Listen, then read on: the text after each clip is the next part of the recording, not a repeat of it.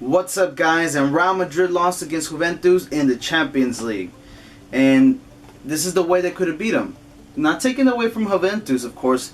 Great team, great effort. First game, dominated the first half. Real Madrid slept through the first half of the first game. They kind of came back in the second half. And now in this game, they did what they needed to. Real Madrid scored first, and then Morata scored, and then they parked the bus and they defended perfectly. But Real Madrid has been looking like they have no idea what they're doing recently. Like in this game, of course, oops, sorry, that's a message.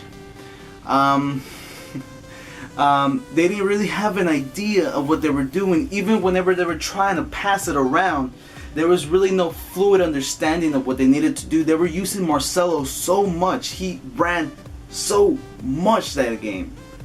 Perfect game. Why? Because Ronaldo always comes in, and same with Carvajal. He just didn't do as much running as Marcelo because Carvajal, you can't compare Carvajal to Marcelo. And Bale tends to stay a little bit wider than Ronaldo usually. But the main problem with them is they don't have enough of a midfield. All they really have is Toni Kroos.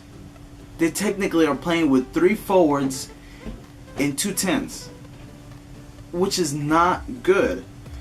I know they're great players, but here, listen to the formation. Great players, by the way. Casillas. In defense, Ramos, Verarde, Marcelo, Carvajal. In midfield, Toni Kroos, James, Isco. Up front, Ronaldo, Bale, Benzema. A perfect A squad. The only problem is James Rodriguez. For me, Bale and James Rodriguez were the things that were floating around my head that he could have moved around. Now, Bale is a great player. He shot so many times and he missed a lot of times in this game. He could have put the game to sleep numerous times, and it's not his fault. Of course, he could have made it. But a lot of those goals were forced. A lot of those shots were forced because Real Madrid was not creating the play. And the problem is the midfield is not fat enough. Now, of course, Khedira and what's his name? I can never remember the Croatian guy's name. But they're both hurt, or they can't play. And you only have Toni Kroos in the middle. And Isco is a midfielder, of course, but he plays that 10 position, that playmaker position. And then you have James Rodriguez, another 10, which in my opinion he plays more as a center forward, more of on top, in front of the 10, but behind the 9, the striker. He's more of an attacking player. So you're technically playing with 4. Actually, you're technically playing with 4 forwards. Ronaldo, James, Benzema, and Bale. Which sounds good and dandy, but who's going to create the plays for him? Isco and Toni Kroos can't do it all. That's what they had Marcelo and Carvajal pushing up and trying to help those two. The problem is you have a midfielder in your bench, Ilamendi. But they never trust him. And this is not a rant about Ilamendi not getting enough minutes. The problem is the way that he is forming the team. I mean, even Barcelona, they have 3 midfielders. It don't matter if it's Xavi, if it's God damn it, I can't remember none of their names right now because I'm just stuck on the Real Madrid. But they have 3 midfielders, and even then, Messi plays a little bit behind the 2 forwards. Well, there's 3. And Messi tends to kind of float around just a little bit, get out of position, and help him out. So they technically have like 4 midfielders and 4 attackers, Barcelona. But Real Madrid just has 4 attackers and like 3 midfielders. And they're not the type of midfielders you would expect. Because, let's see, Toni Kroos is a perfect midfielder, but he can't do it all by himself. Just like James Rodriguez, he is the attacking midfielder. And Isco.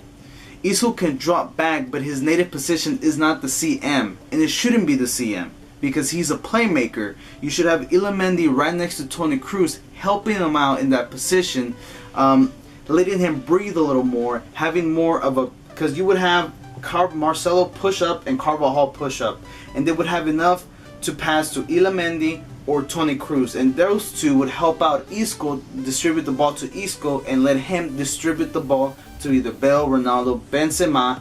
And if they were pushed back, recovery time would be fast because you would have Toni Kroos and Ilamendi in the midfield, and they could just go back around. Because a lot of the trouble that I was seeing is they didn't have enough men in the midfield. They had a lot of men up front, but not enough to create the play. And Bale, of course, he runs in the midfield. He does stay wide sometimes, and he cuts in, but he has the native I want to score approach, just like Ronaldo. And those guys are more of individualities. You can give them the ball and they can end the game for you. But they end the game for you when you give them the right ball. And the problem was there wasn't enough midfield to help out the strikers. Just like when they put Javier Hernandez in, he is a great striker. Perfect finishing, perfect positioning, and everything. But the problem is they took out Benzema. Benzema was one of the players that was creating a little bit of the plays. You should have took out. You can't take out Ronaldo because that's just, you can't be like, oh, I'm gonna take out Ronaldo for Javi. That's just, you're not gonna do that. But you could have taken out Bale, and then drifted off, put Ronaldo and Javi up front, and just brought back Benzema just a little bit to play like that James Rodriguez position. Take out James, put Ilamendi in, and then have Isco be like that 10 that helps out Benzema. So it'd be like 2-2-2, 2-2-2, and then it would have a lot more of a passing, fluid feeling to it. And the wings would be Marcelo and Carvajal, because of course they're gonna push up regardless. It's a big team. They attack with big numbers. So yeah, that's what I was thinking the whole time that I was watching Real Madrid play. Have a midfield. It's not all about the strikers. There's only so much they can do. But of course, that's my opinion, guys. Of course, congratulations to Juventus, not taking away from the win.